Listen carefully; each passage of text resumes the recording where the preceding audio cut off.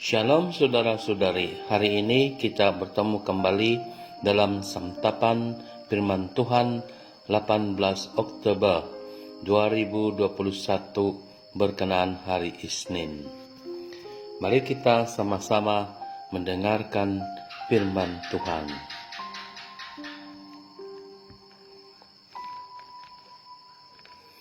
Pada suatu hari, Tuhan menunjuk 70 murid, lalu mengutus mereka berdua-dua mendahaluinya ke setiap kota dan tempat yang hendak dikunjunginya. Katanya kepada mereka, "Tuaian memang banyak, tetapi sedikitlah pekerjanya.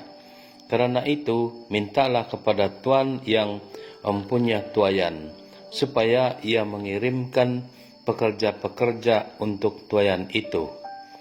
Pergilah, camkanlah, aku mengutus kamu seperti anak domba ke tengah-tengah serigala.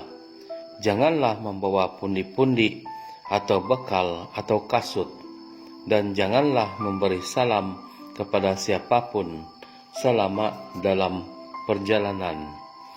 Kalau kamu memasuki suatu rumah, katakanlah lebih dahulu, 'Damai sejahtera bagi rumah ini.' Dan jika di situ ada orang yang layak menerima damai sejahtera, maka salammu itu akan tinggal padanya. Tetapi jika tidak, salammu itu akan kembali kepadamu. Tinggallah dalam rumah itu, makan dan minumlah apa yang diberikan orang kepadamu, sebab seorang pekerja patut mendapat upahnya.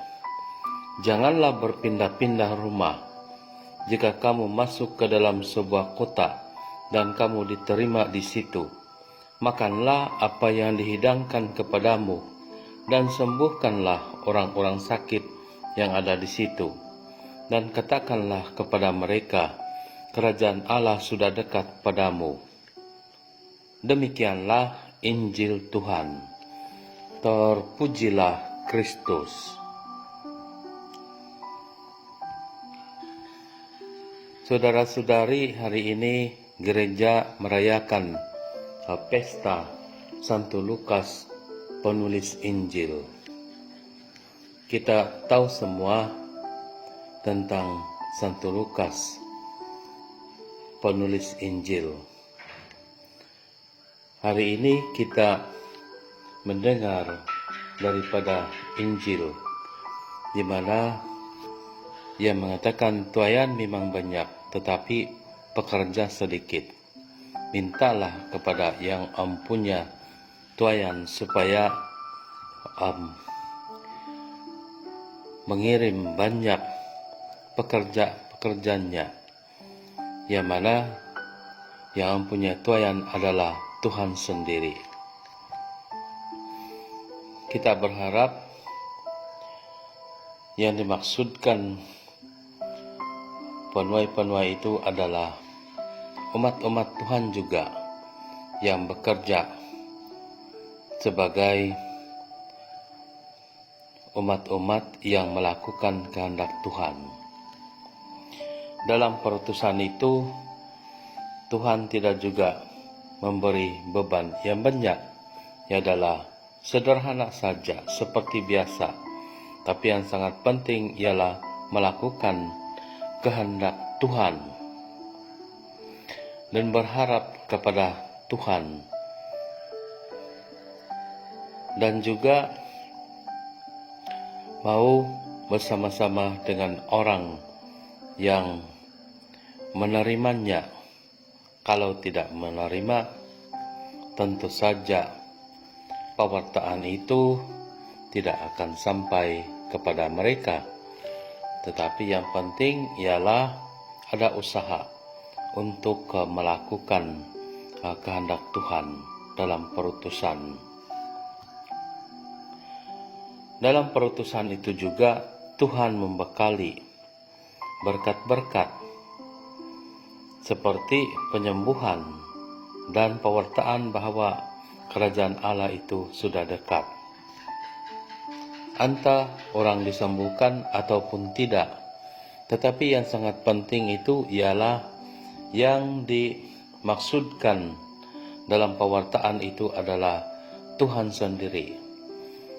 Dia akan menyusul, dia akan memberi jawaban kepada apa yang disalurkan, apa yang diperkongsikan oleh orang-orang yang diutus oleh Tuhan. Itu yang sangat penting. Jadi apabila kita terus mau melakukan kehendak Tuhan, tentu saja Tuhan sendiri yang berkuasa. Yang penting itu ialah kita hanya taat kepada perintah Tuhan, mau melakukan kehendak-Nya dengan cara yang terbaik, karena Tuhan juga yang membimbing. Walaupun sebenarnya kita juga berusaha untuk mau mengenali apakah kehendak Tuhan itu. Tapi yang paling penting ialah dalam kasih. Karena pewartaan itu adalah tentang penyelamatan. Seperti yang kita tahu dalam cerita dalam Injil Lukas, memang dipamerkan bahwa Tuhan itu yang menyembuhkan, Tuhan itu mengasihi, Tuhan itu mau membangkitkan semangat, bahkan bukan itu saja, membangkitkan kehidupan sampai ke kehidupan kekal. Karena apa? Karena Yesuslah jalan kehidupan. Itu yang kita dengar, itu yang diperkongsikan. Jadi kita hanya bersandar kepada kehendak Tuhan.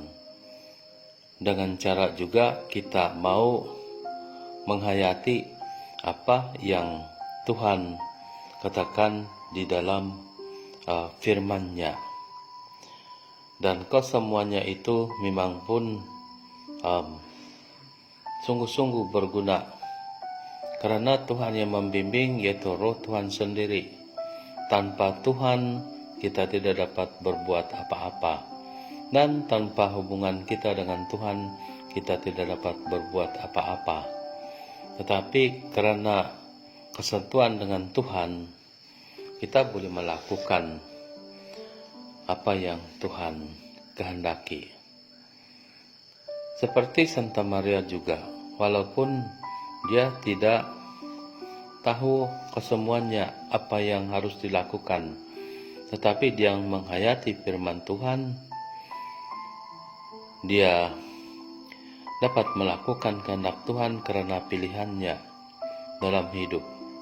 Walaupun sebenarnya ia sendiri adalah pilihan Tuhan untuk menjadi ibu kepada penebus.